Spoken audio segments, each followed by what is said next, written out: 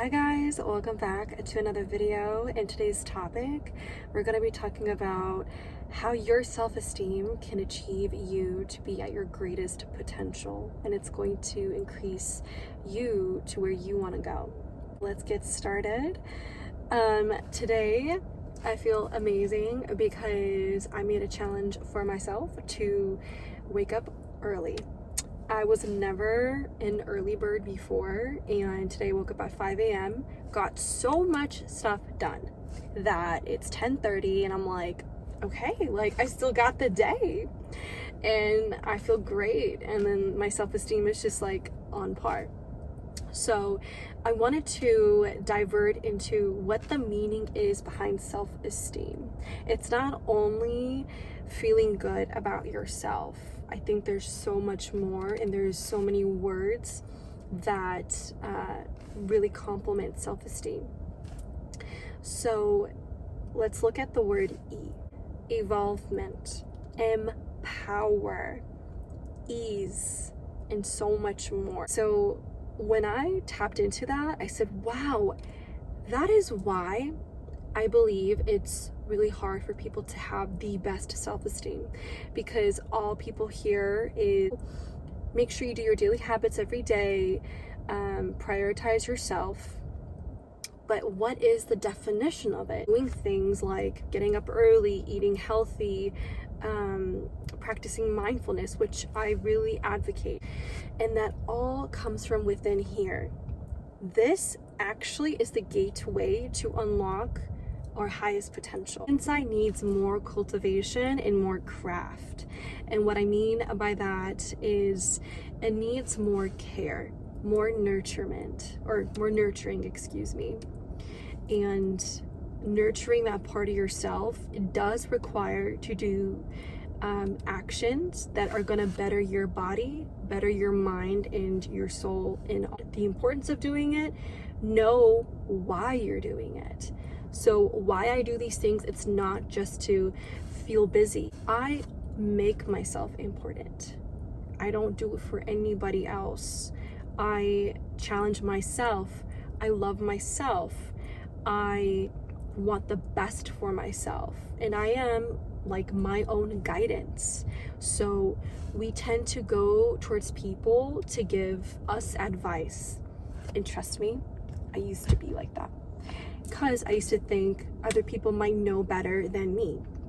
Of course, in certain scenarios, maybe certain topics or experience, a higher form of wisdom from other people might be beneficial.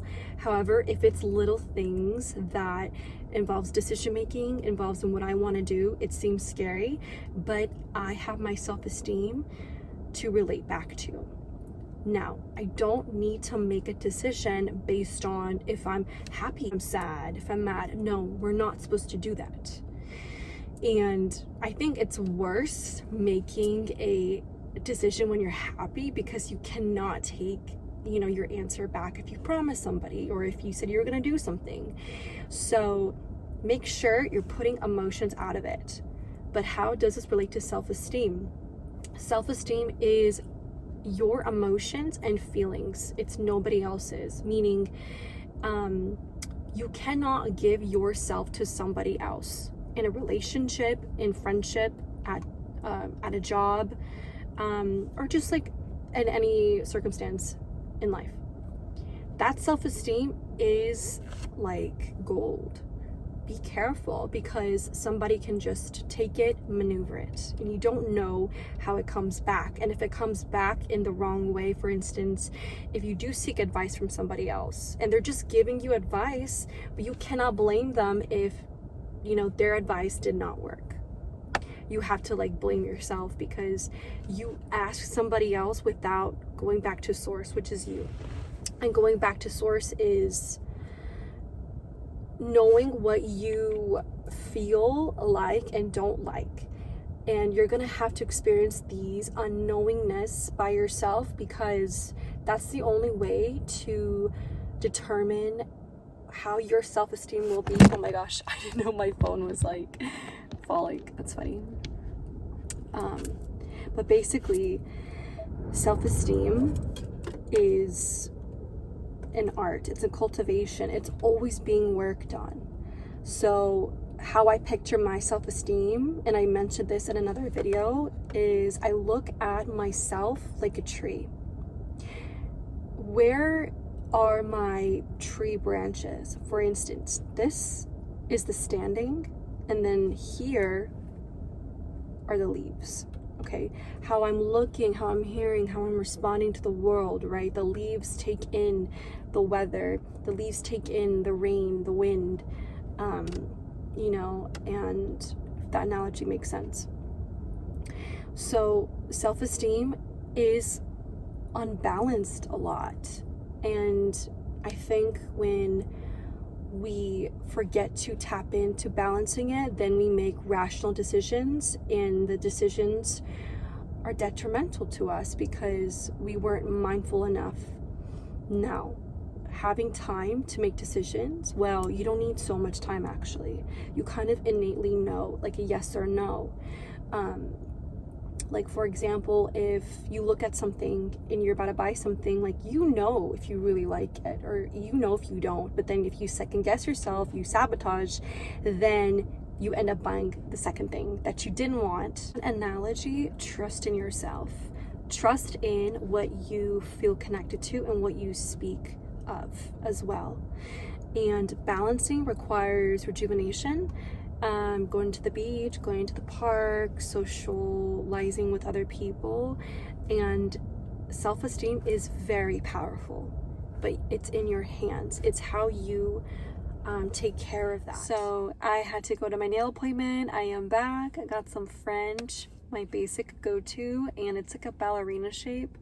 I am so picky with my nails, but I'm so happy that I feel rejuvenated. So self-esteem is empowerment, it's evolution, it's easement, giving yourself the ease as well, and you have to empower you. And so you're going to be so different from yesterday than you are today. You keep your self-esteem happy, and you know what that is. You know what that entails because you have experience of what you like, what you don't like, and you basically have this intuition on certain things. If you know that certain moments can bring you happiness, or sometimes most moments won't bring you happiness because it's unpredictable, you cannot control that, but you can make a moment happy, like taking myself out to get my nails done. That was like a happy moment for me. Today I also went to the DMV, and then I took my picture because ever since I moved, I had to like re-update my information. So self-esteem is something to be like orchestrated every single day, every single moment of your life. And it's through like these senses. It's through cooking your favorite meal, going to watch your favorite movie, driving to your favorite spot. Basically that's not going to end, but you have to keep yourself happy. You have to keep it like momentum, plan it out every single day, so that way you're living life. And if you're just sitting at home, depressed, sad, whatever, then that's on you. So you have to plan it out. And planning it out is crucial. There are people that I know who just don't plan things out and just go with the flow. You can, but I don't suggest that. Like, just create an itinerary the night before for the next day, and I promise you're going to be subconsciously and consciously aware, and you'll get things done. And that's how you reward yourself. That is it for this video. Take note into this, and remember to stay innovative and work on your self-development, because that is going to help with your highest potential. All right, bye.